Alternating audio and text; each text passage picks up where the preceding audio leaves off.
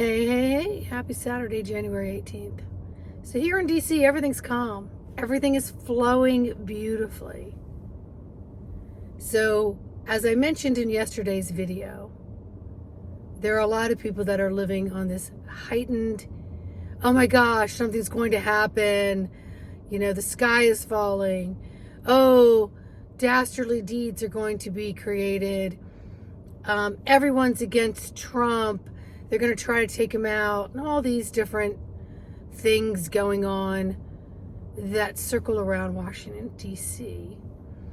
But I'm here to tell you, I was downtown last night. I walked right by the White House. I went into a huge function that was going on. Tons of celebrities, tons of people who really were for Moms of America. They were for standing up for their children's rights. And, just proof that 2020 backfired, because when everyone started getting homeschooled, parents really got to see what was happening on the computer systems and what the school systems were trying to teach the children. So there's a lot of gender confusion. There's a lot of incorrect history and things that were being caught by parents, by moms. So Moms of America formed. So I went to support Moms of America, So in this star-studded room, Lee Greenwood sang his song. Marla Maples was there. Dr. Oz was there. Many different celebrities, sports arena celebrities, etc. Now, I am not a star-studded person, so I didn't run with my camera to take pictures with all of them. That's just not what I do. It's not because I'm uncomfortable and I can't track them down, or they're not standing right elbow to elbow. It's just that I just don't feel, for me, that I need that. And that I don't need to post that out. Many people I know were doing it. Many people that I was actually with were doing it, and that's their thing. That's fantastic. I was there more for the theme of what the evening, was about. So none of the roads were barricaded. So I took public transportation down, thinking Uber would have an issue, thinking a cab would have an issue, thinking my driving and parking would have an issue. I had none of that.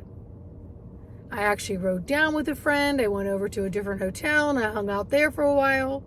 And then we literally walked 5 or 6 blocks. We got a little bit turned around, so we got an extended few blocks.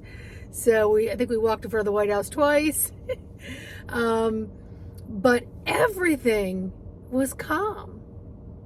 It was very calm, and not the calm before the storm type. Because remember, I'm highly empathic and intuitive. Some would say clairvoyant in ways. I like to just work with my God source spark intuitiveness, that gut brain that works synergistically with my mind and all my other sensories. That's what I call, how I communicate with this side and that side. So it was extremely peaceful. And I think it's going to continue to be that way. Now, I know there's a lot of haters out there, and this goes on in any arena, in any field, in anything. And people own it like it's their hatred to own and spread. And so therefore, innocent people around you may have a belief system in one direction. You may have one another, but you feel it's your right and your duty to go shove it down someone's face. And I'm here to tell you, as a non-solicitor and non-converter, I don't see any right in that. I see harm in that. I've worked a lot of decades to really just come and to be in the present moment and see if I can just observe in a space where I don't like or dislike, where I'm just, okay, it is what it is. What do we do? Do we need to create solutions? Do we need to ride this ride a little further to find out, is it working? Is it not working? You know, I'm also a very loving, compassionate, forgiving person. So what may not have worked in this political arena, 8 years ago, 4 years ago, up to now, what may not have worked in other people's arena, in office, you just learn to take responsibility because the people voted for that. And so maybe after they voted for that, realize that maybe that wasn't the best choice, or that choice let them down, or that choice didn't go in a way that their mouth told you it was supposed to go, right? Because it's always a crapshoot. Every single day, you can have the intentions of setting off with something, and then life happens, traffic happens, people happen, things happen with our kids, jobs, whatever, where we've got to learn to bob and weave and be adaptable. And if we're not, we're so rigid and we can't turn a corner. We stay stuck. And stuckness has no agility. So if you have no agility, you're not really going to have loving compassion unless you have a whole list of rules that you feel need to be followed, and then you may have some love, compassion, or kindness.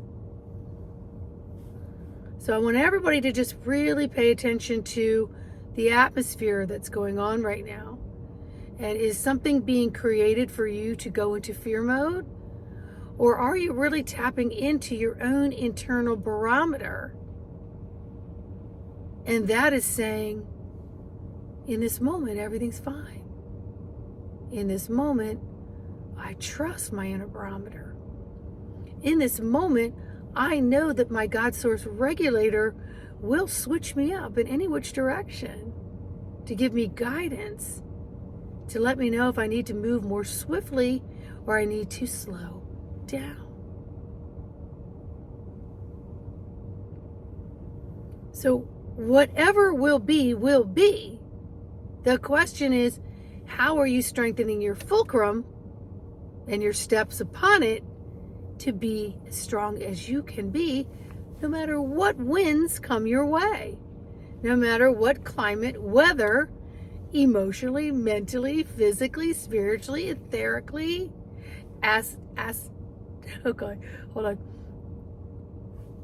atmospherically, environmentally, whatever comes from the external, how in tune is your internal? And then let that be the bringer of what it is that is closer to the role, R-O-L-E, of your soul. So you got to roll, R-O-L-L, with it. And then you got to work with your role, your character, your cellular manifest, your guidance, the algorithm of you. And you're not going to know what the algorithm of you is until you step away and you start to fine tune that. So if you could take the fear clouds and put them over there, and you could work on this, and working on being authentically true to listening, stop, drop, sit, connect with that breath, and take multiple breaths, override the nervous system, get into a place in a space of more peace and calm, so that you can make the best choices, decisions, movements, actions, behavior, words, verbs, adjectives that fly. Your response may be very differently than the autopilot of being governed by the helter-skelter of the chaos that may be occurring around you, or you view is occurring around you. Make sense?